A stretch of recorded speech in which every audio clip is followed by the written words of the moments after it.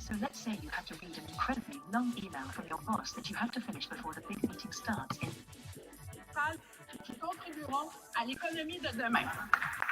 The honourable member for Bruce Gray, Owen Sound. Mr. Speaker, I'll quote an email to the government sent by the Liberal MP Canadian from politics Rainy here. River at the height of the Taliban takeover of Afghanistan. Quote, I hate to tell you, but everyone on the ground considers our government's management of this, and it amounts so far to a total disaster, unquote. Afghanistan committee testimony indicates nothing has changed. Quote, at this time, it is not coming across that Afghanistan is a priority foreign policy issue for Canada. A Canadian moral stance is missing, unquote. Mr. Speaker, why are the Liberal ministers failing to show leadership and accountability in dealing with this urgent humanitarian aid crisis? Honourable Minister. Mr. Speaker, our Canadian Armed Forces did everything we asked of them under extraordinarily difficult circumstances. I can't watch Canadian politics without thinking of South Park.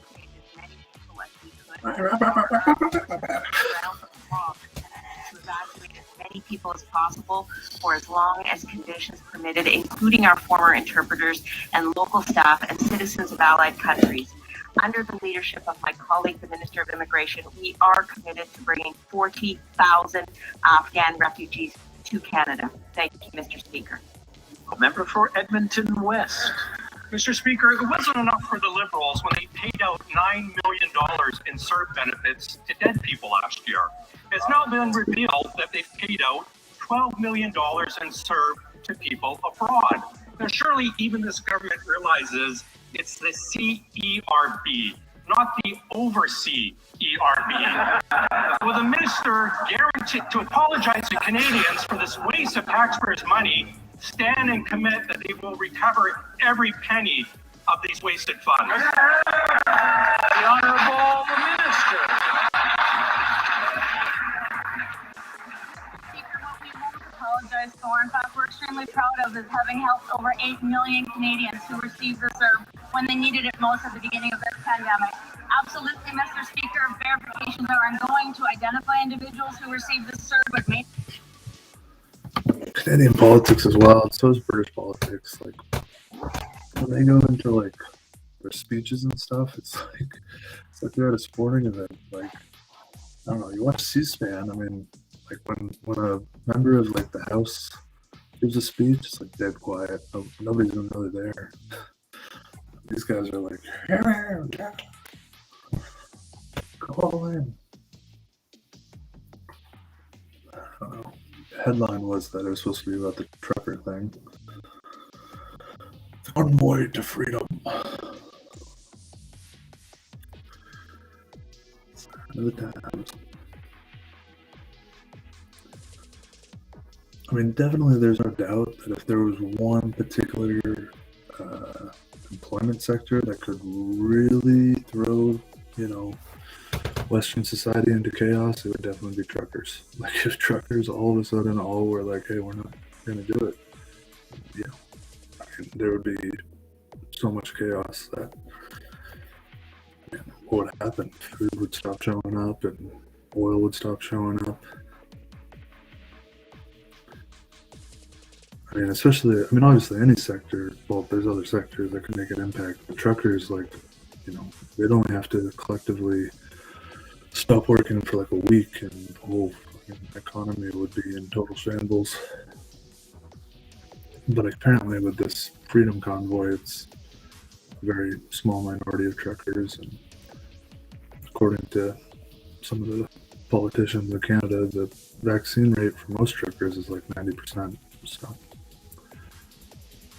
I don't think they need to be worried. And also, I mean, whatever your political views are, it shows you some of the barbaric incivility where some of these, you got like, what's his name, Ted Cruz being like, maybe the truckers should strike and starve out Vancouver.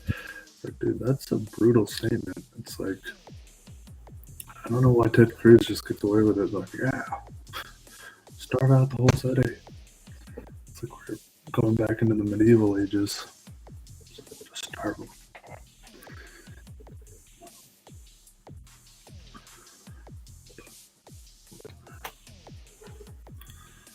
And other than that, the big news for me today is I'm interested in this whole Olympic scandal. It's reading. I mean, they're playing it so close to the lip. I mean, last night I read it seemed like they had it confirmed that the 15-year-old Russian skater was, using a banned substance. Now it's like everybody's like, well, we can't comment, and we're not sure. It's a legal matter. It's like, well, and then the story I read today is apparently, the substance was tested in December. So, it makes me think, like, if you knew, that this person was positive for an illegal substance in December, then why didn't you handle it then? Why did you let her come and, compete in half the games and now all of a sudden make it a big issue? The whole thing I don't really get it.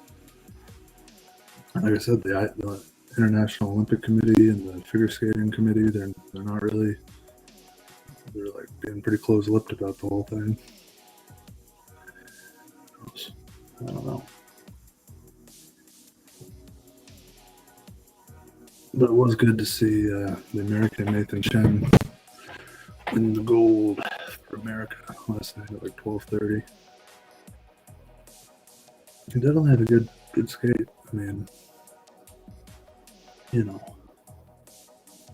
was doing it to like Elton John, like a montage of Elton John songs. And it's so impressive skating, figure skating.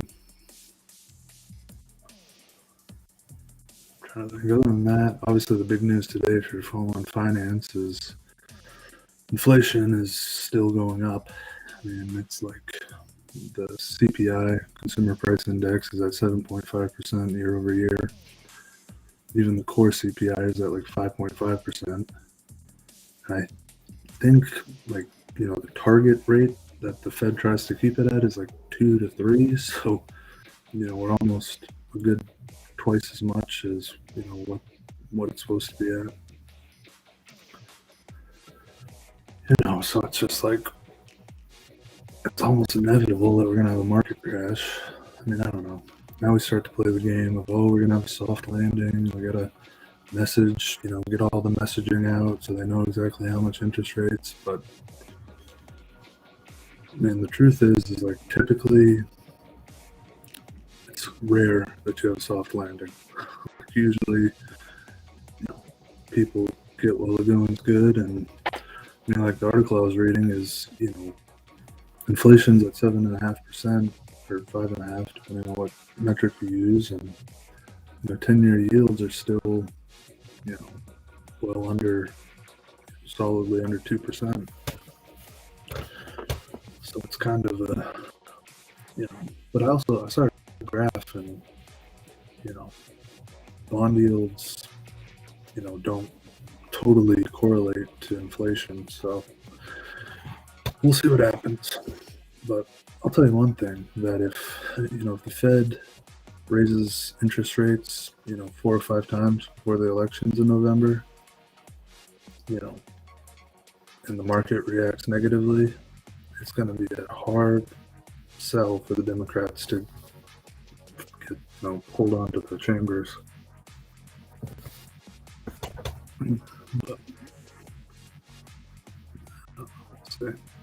Maybe Powell can make the landing.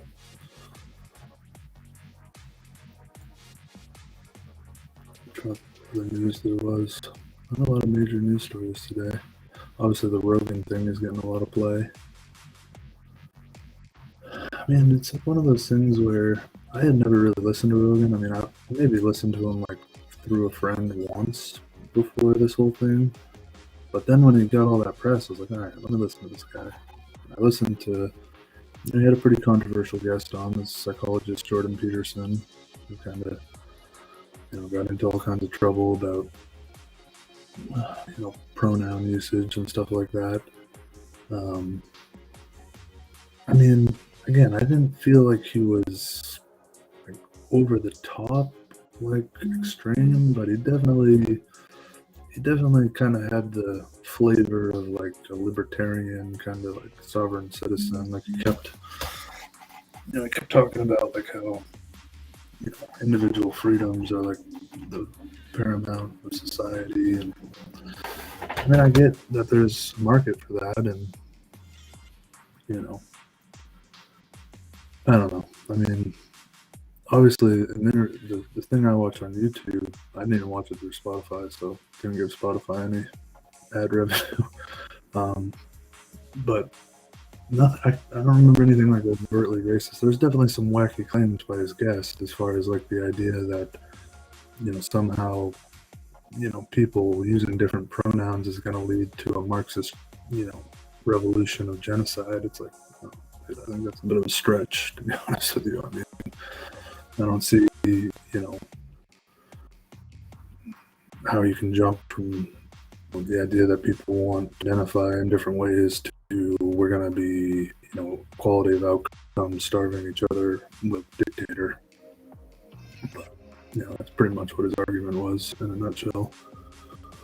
So yeah, I mean, obviously that's like a little distasteful. I mean, but then, like I said, he spent a lot of the interview talking about what he knows, which is psychology, and psychology was decent as far as like try to make progress and analyze your situation and try not to be wasteful. I mean, the thing, like one of his number one things is like just clean up your room. I mean, if you're in a tough spot mentally, your room's not clean, it's an easy thing you can do that's productive. So just clean it up, fold your laundry, do your laundry, clean the bathroom. Which is, again, it's decent psychology, and he's a psychologist, so it makes sense that he would have hopefully some decent psychology. But I don't know, as a clinical psychologist, where he thinks he can get off, spouting off about, some neo-Marxist takeover of the West because people want to use certain pronouns. But, and then the funny thing in that interview is if you watch the whole 4 hours, near the end, he like admits that like, he's going through his own psychological like meltdown. And at one point he's like, I've got this autoimmune disorder and I can only eat meat and grains. And I went a month without sleeping. Like as soon as he said he went a month without sleeping, I'm like, dude, so you were having like a total psychotic breakdown. I have mental health problems. So I know, you go a couple of days without sleeping and you're in total la-la land.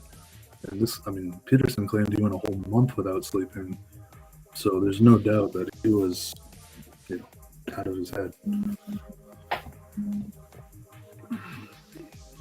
But again, Rogan's, he kind of, again, he didn't really push back on some of the ludicrous claims about like a Marxist takeover because of pronouns, but he didn't really necessarily agree with them either.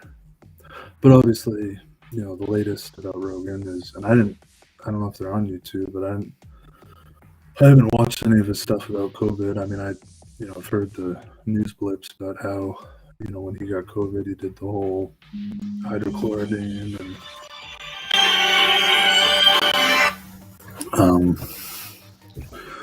Evectman or whatever. I don't know. I mean, my opinion is like,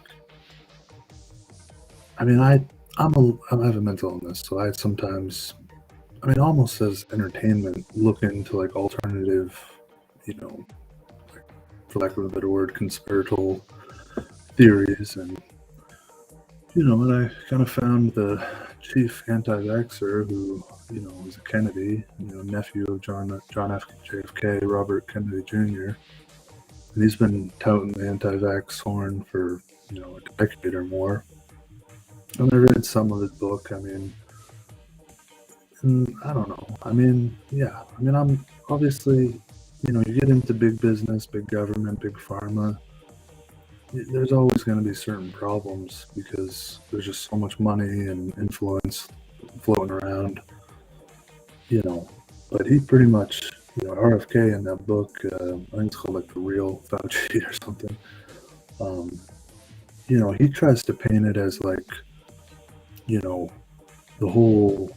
I mean, at one point he literally makes claims that, Bill Gates funded studies into the hydrochlorine stuff and intentionally overdosed elderly patients, resulting in many deaths, in order for them to come out and say that it's unsafe. All I know, I mean, he's a lawyer, so I would assume he's got, some kind of source for that, because that's a serious libel charge. If you're basically saying that somebody, committed systematic homicide through testing. I mean, I hope he's got, I don't know. I mean, if I was Bill Gates, and that wasn't true, I'd be like, I'm suing your ass into the ground, because that's a huge claim to make. But again, he's a lawyer, so he must feel like he's protected or has enough sources backing it. I mean, his book was sourced in terms of like, I read it on my Kindle app, and there are sources, but I don't know. It seemed to me like a lot of the sources were being taken out of context and, sort of manipulated to suit his theory that there was like a massive, conspiracy to push the vaccine angle. I don't know. I mean, I got vaccinated as soon as I could. Got the booster pretty much as soon as I could. I mean, I've got too many elderly people in my life that, like, I don't know. I mean, according to what they say, it's supposed to, limit spread. I mean, I don't know if it limits spread, but again, I think the problem with some people is that, like, the old saying, the Dunning-Kruger effect. I mean, I fall into that category too sometimes, where I think I know better than people who have spent their whole lives studying things, and or I feel like people might be more malevolent than maybe they really are. But like I said, I mean, at the end of the day, I don't know better than, I mean, even though I do find Dr. Fauci a little smarmy, and, sometimes I feel like, he kind of almost seems like he takes a sick pleasure in the situation, kind of like a twisted pleasure. But at the end of the day, this is his career. He's spent 60 some odd years between education and private practice and governmental practice. I mean, I don't know. I mean, if he was really a bad apple, then, and that's the problem with conspiracy theories, because obviously if somebody like Fauci is a bad actor, somebody who has been, touted by pretty much every president except for Trump as, like, pretty much a hero as far as his, HIV and AIDS work, and now with COVID, if he's capable of, being a bad actor in that central position of the government, yeah, and once you believe that then you open up the doors of, the whole situation could be really bad. That's the problem, is like, it's like, and like I said, I had mental health issues, so sometimes I do, once you start to lose trust in institutions like that and people like that, it's like, where does it stop?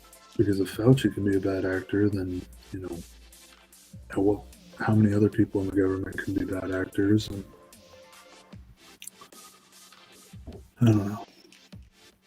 I mean, and I followed it. I mean, there's no doubt that, I mean, as far as the emails that got leaked about Fauci, he kind of waffled on the mask thing, and, and there did seem to be, how do I want to say this? Like, based on what I read in the emails, if they were legit, there was a pretty solid attempt to make sure that the narrative did not go down like China released engineered virus. Which, I mean, I don't know if that's malevolent. I mean, I think their reasoning was, in the immediate fallout of what we're dealing with, it would be politically dangerous to start having sentiment, that much negative sentiment towards China, to the point where, we, have acknowledgement of the idea or possibility that they could have, engineered like a friggin' death virus to send our way. Which is rational, because again, I mean, no matter what was going on, I mean, severe action was being taken, and, I mean, we already had the president who wanted to call it the China virus and, kind of play that angle up. And who knows where that leads? I mean, you get like 80% of the population feeling like China released an engineered virus on us. You know, all of a sudden people might start banging war drums of like, well, you know, we're not just going to take this line down. Anyway, the point was that I never watched Rogan's and, you know, whoever he had on for guests related to COVID. But I did remember hearing the article, you know, reading an article about how when he came down with COVID, he, you know, publicly opted to use all these sort of non-approved treatments. And then, you know, obviously the latest thing that he got hit, but it's, I mean, again, this is footage from long, you know, decades worth of, you know, over a decade worth of podcasts. You know, the whole idea that he's using the N-word and, you know, the Planet of the Apes situation. And I mean, you know, again, my opinion on it is that, yeah, I mean, there's definitely, you know, not a lot of benefits to using that word, you know, if you don't have to. And again, you really never have to. I mean, there's never any context where, you know, obviously the lingo of the N-word is commonly understood, and, you know, nobody, at least in the West, is, or at least our country, is not going to know what you're talking about if you use it in that way. And again, I mean, you know, it's not a virtue signal. It's just like an acknowledgement of this is, you know, a lot of meaning behind that word. I mean, that word, you know, ultimately represents severe abuse and oppression and enslavement of a race of people. I mean, that's what the word basically represents. I mean, you know, so again, I mean, I point out that I think there are people from an educational standpoint, like I seem to remember that in my English class when we read the whole Huckleberry Finn, I'm pretty sure my English teacher used the word. And again, I think it made us all very uncomfortable, but he, you know, like read the passage and just read it as it was written by Mark Twain. But, you know, again, I just feel like as an English teacher trying to, you know, really impress upon the class, you know, context that Mark Twain was writing in, and, you know, really show the power of the word, you know, that's obviously more accessible. Whereas Joe Rogan, he's not an educator, you know.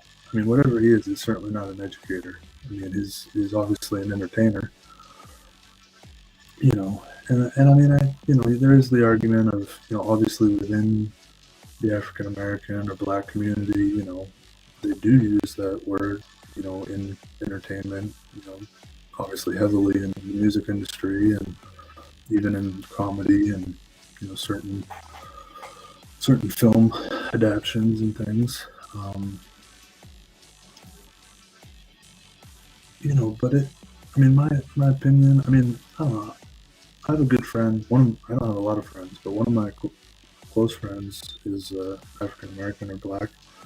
I mean, his opinion is just don't use the word, because he's of the opinion of what I said, that it just represents a lot of negative things, and, you know, you're not really going to come off looking better for using it.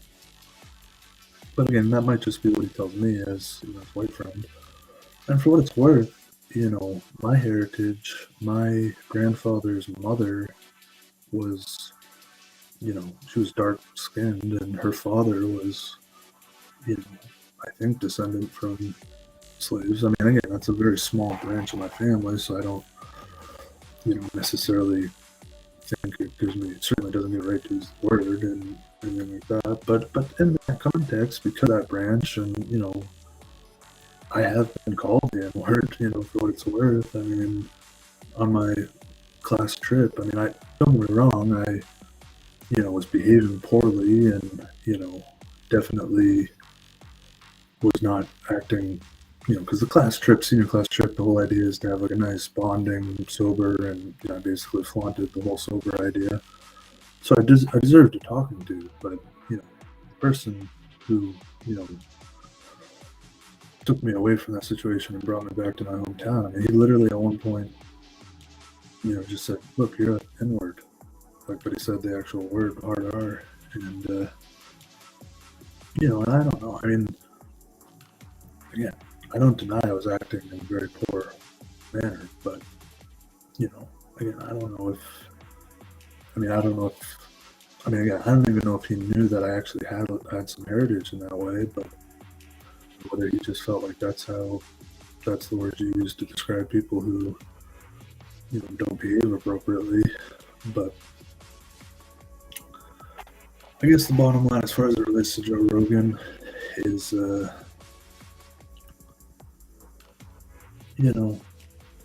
again, I mean, I listened to one of his podcasts. I don't think I'm going to be subscribing to his podcast. I don't really care for his, I don't know. He had some interesting stuff too, because he also lets a lot of like kind of alt history people, like Atlantis researchers and that kind of stuff. But that's a slippery slope too. I mean, you start looking into the alt history stuff, and eventually you're going to find your way to the whole like Aryan history type shit, in my opinion. I mean, but I don't know. I mean, it's one of those things where, as a society, we kind of have to figure out, like, yes, we have we have the First Amendment, we have freedom of speech, we have freedom of press, but the internet kind of mingles that press and speech part to the point where, I mean, like, yes, obviously in your own life, as long as you're not causing, harm to anybody through your language, you can mostly say whatever you want. I mean, you might, but again, the reality is like, yes, the government protects your ability to speak in, distasteful and derogatory ways, but it doesn't necessarily protect you from the repercussions as far as, it doesn't mean that your employer or your platform or, your relationships, like, nobody has to deal with you if that's how you present yourself. But, so I don't know. I mean, it's interesting with Rogan. I mean, and obviously the sad part is, I'm sure if Spotify didn't have $100 million contract with Rogan, he'd already be kicked off the damn platform. But obviously they've sunk so much money into him, they're like, well, we can't, we're not just going to lose all that forecasted revenue that we invested in.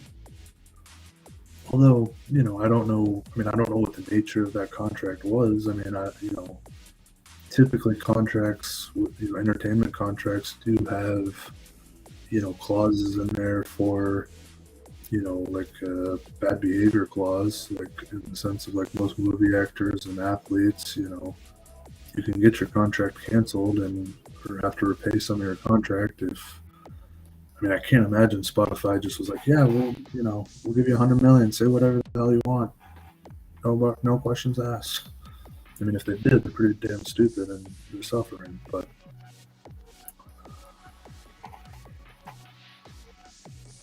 yeah, I mean, do I think what Rogan does is worth $100 million? No. That in and of itself, that's another thing we're not talking about. Is like, why would anybody pay Joe Rogan $100 to, spiff with people for a few hours, a few times a week?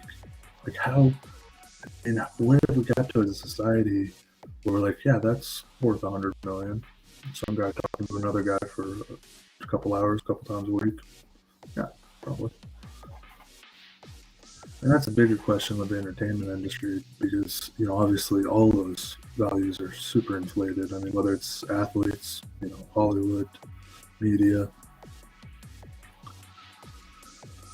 I don't know.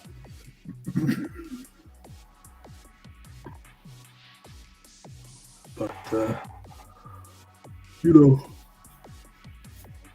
other than that, like I said, not a lot's going on. Obviously, Russia tensions are high as far as like politics. of Russia and Ukraine are going. I mean, I guess from what I understand, all eyes are on. They're conducting a joint. I mean, I guess Belarus. Again, my geography is not excellent, like most Americans. I can barely locate all 50 states, let alone try to figure out what's going on in Eastern Europe. But I'm pretty sure Belarus is like east of the Baltic, or maybe it's south of Russia. Again, I don't know. But they must have some kind of military treaty with them because they're conducting joint exercises. And I guess all the questions are, after these joint exercises, are they going to pull back, all of their forces from the border, or are they going to, invade? Because, to some extent, they could argue that the whole force buildup was just part of a larger, strategic exercise, and maybe there is no malevolent invasion desire, although U.S. intelligence suggests that they have tried to hatch multiple false flag operations to come up with a pretext to invade. But, at the end of the day, I'm sure, if they, again, I'm not really clear what they want. I mean, I think they just want, I think ultimately they want Ukraine to, fall under the influence of the Kremlin and, not, be persuaded by Western forces. I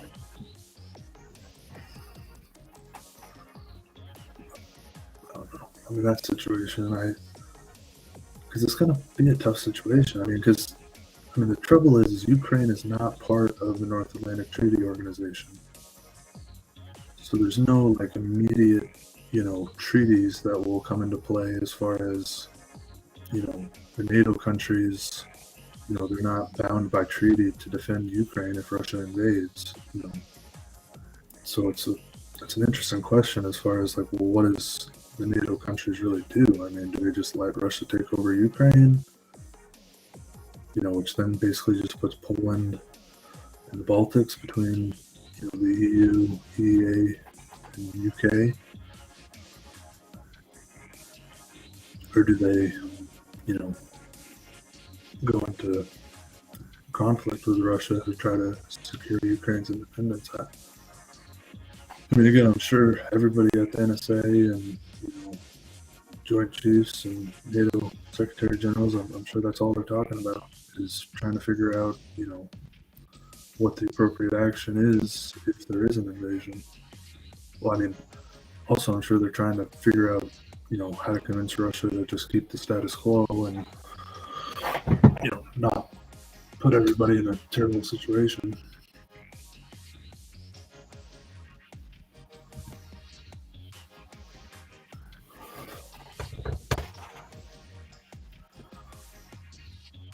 I've said this before. I'm not, I don't think being anti-Russian people is a logical choice. For my own self, I grew up in a town where we had a lot of, not only Russian, but Eastern European in general, visa workers who, would work in the restaurants with me, and, they're all pretty decent people. No real different than anybody else. Pretty well educated, hardworking, healthy looking, at least when I was working there.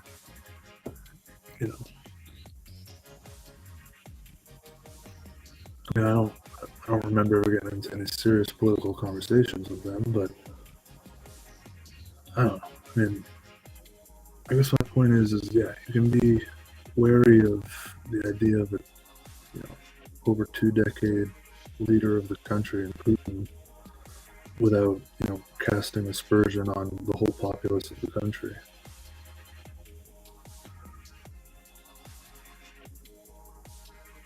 The same thing goes for China. I've known a lot of good Chinese people. Not a lot, but enough to know that, again, it just holds true like anything else.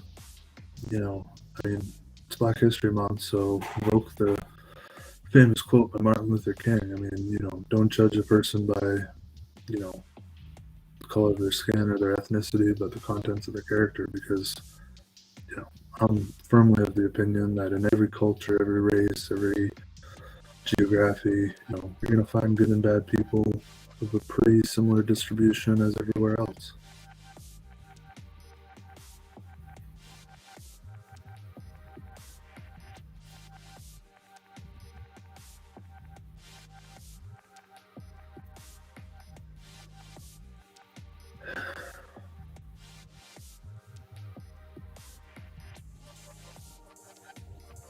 I mean, the trouble is, in my opinion, what everybody may have, or at least I've experienced this, is, when you're thinking about, complex issues like geopolitics or large macroeconomic issues, it just simplifies things so much to start categorizing, huge groups of people into certain categories, because it's just easier to think about. I mean, because if you have to acknowledge that there's, 8 billion plus individual actors, all with their own strengths, weaknesses, characteristics, it's just impossible for the human mind to fathom.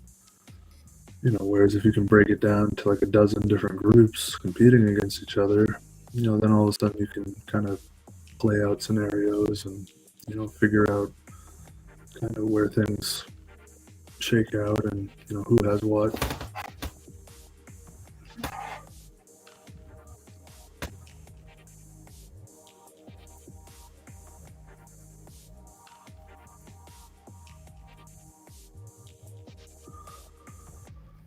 And I'm a bit of a futurist. I mean, I definitely studied engineering in college, and I'm interested in the field of data science. I mean, I've even fancied the idea of trying to pursue, further academic study in the field, and I'm not totally ruling it out. But I mean, I think if artificial intelligence is ever going to, be a huge benefit, I mean, yeah, obviously, like self-driving cars or self-driving trucks, self-driving spaceships, that stuff's cool. But obviously, like I just said, I mean, to really calculate the social, political, economic interactions of the world, you have to be able to network 8 billion plus nodes, all with, snowflake-style characteristics, not in the derogatory sense, but with unique characteristics. And the bottom line is the human brain is just not set up to do that. And every psychological study will tell you we are set up to stereotype, prejudice, and simplify situations so that we can survive. Whereas a computer, a data science computer is perfectly designed to try to analyze that kind of data, and come to equilibriums and, try to figure out, what the best possible outcomes are. I do honestly think that, I mean, it's like Musk says, I mean, really now that we all have a cell phone, I mean, that's, especially the way that we use our cell phones, where it's, it's a computing device that is almost always in our, hand. I mean, that's essentially, like the first step towards, I can't remember the term, like the singularity. I want to say cyborg, but that's obviously not the right term. But the point is that, like, again, I'm not a big fan of Zuckerberg because I think, he's just a little weird. But I am a big fan of Apple, and I am a big fan of tech in general. And as much as Zuckerberg's a little weird, and people are giving him, a lot of angst because, the whole metaverse idea. But Musk is on board with that too. And the reality is that, like, again, Apple's taking the right approach where it's, you want it integrated. Now, the problem with Zuckerberg's vision is, like, based on the, materials he's putting out, he imagines this idea where, like, we just don't even, we spend most of our time in a virtual world, like totally immersed in a virtual world, and, kind of just let the material world, just ignore it, basically. but from what I've read, Apple's taking a different approach where they like the idea of like immersive, metaverse where, like I said, just like basically trying to integrate the idea of having that cell phone with all those apps and all that data collection, but not making it so you can't still enjoy the physical world, but just so that it's even more sort of connected to you as opposed to a phone. I mean, Google basically tried to do it with the Google glasses. I don't know. It just never took off. I don't think the computing power was strong enough, and they didn't get the algorithms down. But I think that's basically what Apple wants to do, through the watches and something similar along the lines of like a Google Glass, where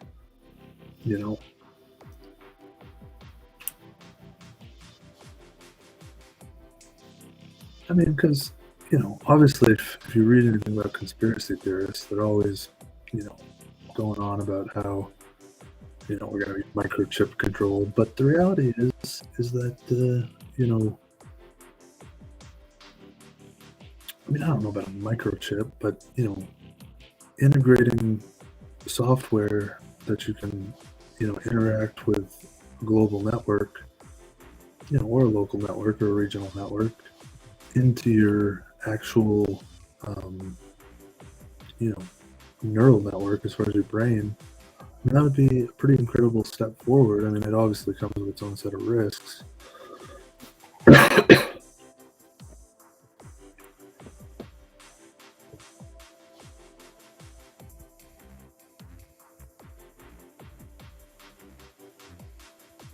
But, I mean, like I said, if you listen to Musk, he thinks, he thinks the AI network and machine learning, can get to the point where, again, it not only anticipates your needs and your desires, but it, again, it can be calibrated. Because, again, I'm not a strong enough mathematician, but the thing is like John Nash, he created the basic building blocks of, essentially a mathematical formulaic system where, you can basically try to, it's basically like the win-win scenario where if you have all the data in the set and everybody knows what's available, you can compute what the best possible move for every single person would be. So, for an example on that, obviously car driving, I think, is an example of that, where, if you're going to have truly automated cars, they're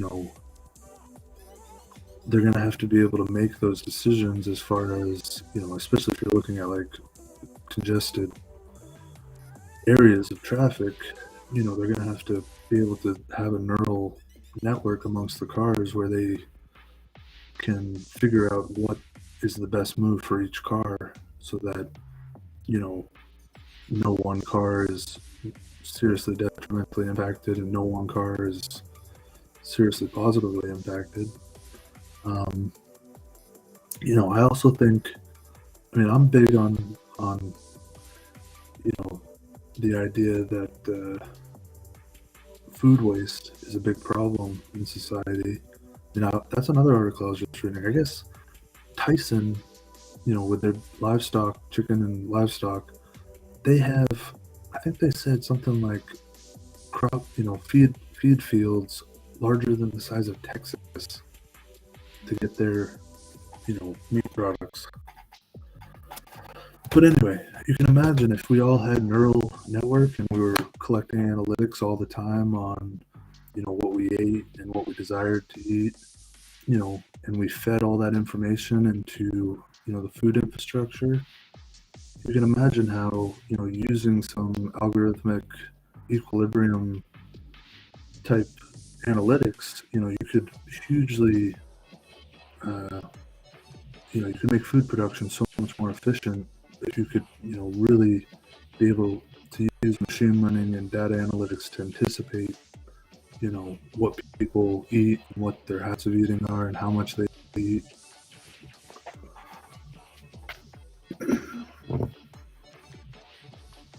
and those are a couple. So obviously driving and food production.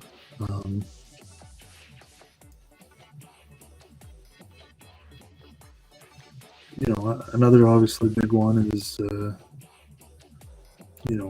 integrating the smart homes. I mean, at some point, because again, like, if we had the cerebral neural networks that could,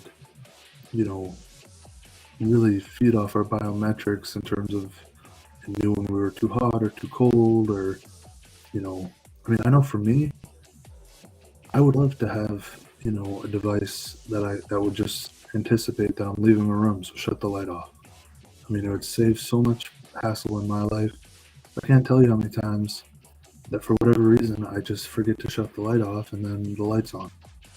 It'd be so nice to have some kind of, electronic equipment that's like, leaving the room, shut the light off. And then, like I said, with heating and cooling, if you had biometric meters, you could have the heat turned up or down depending on, what the biometrics were reading.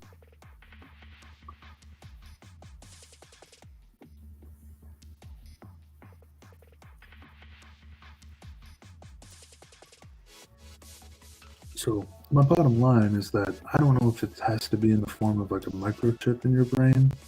I mean, it could potentially still be something that's external.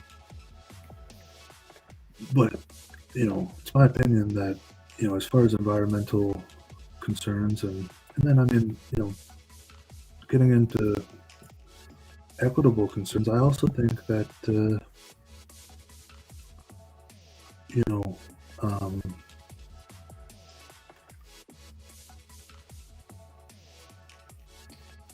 like, I think certain economic activity could certainly be improved as far as using data analytics. I mean, obviously, finance uses a bit of data analytics for the purposes of, trading. But again, if you started to,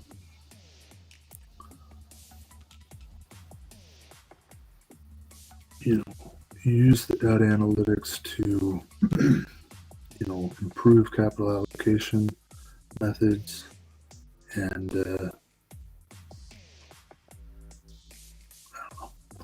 I mean, the bottom line is that in economics, it's there's a lot of things that could make the consumer much more or at least the consumer product relationship much more rational and more anticipatory. Because again, a big problem we have with I mean, and again, it's improving with market analytics, but a big problem is like a lot of products, it's just like you can do some market research, but there's not enough.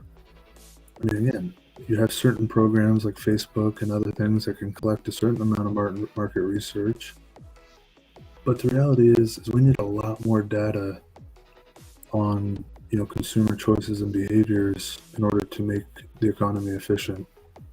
And I just think there's a lot of opportunity. Now the problem is, like I said, you're going to have a lot of people who, I mean, even now you have a lot of people who don't like the idea that their data is being used for commercial purposes.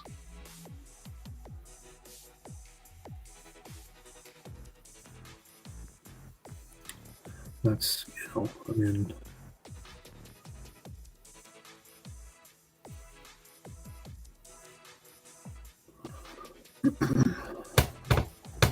and again, I'm just listening because I've been talking for an hour. I probably gotta get off of this pretty soon.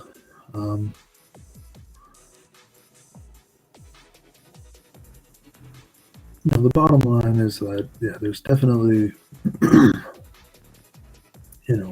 machine learning and data analytics, it's going to play a big role, in my opinion, in terms of solving some of the major problems that face society, particularly around environmental problems, but also around certain economic problems.